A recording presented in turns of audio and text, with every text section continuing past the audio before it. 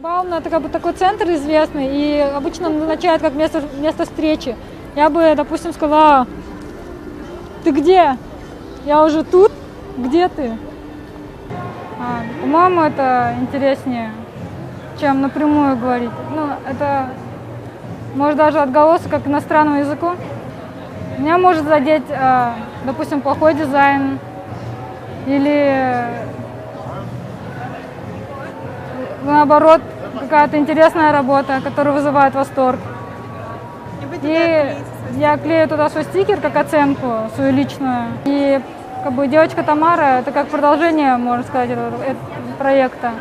Татарская открытка. Отсюда возник татарский язык, татарские фразы.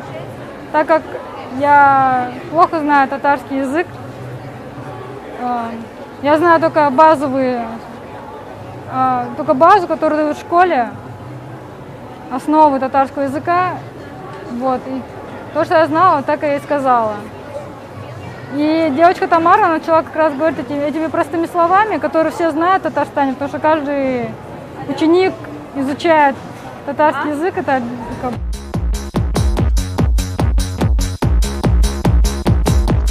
по-моему, это популярная фраза, и многие так шутили в нашем детстве.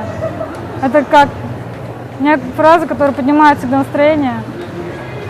Вот. Почему бы и нет?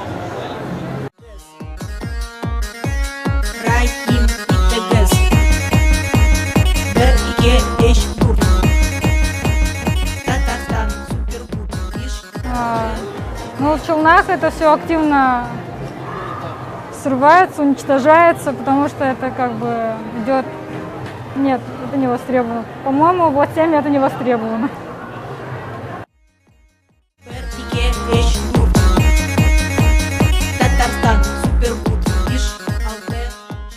Появилась реакция у народа. И, наверное, благодаря магазинам, которым тоже понравилась эта идея, они сразу говорили: мы хотим это.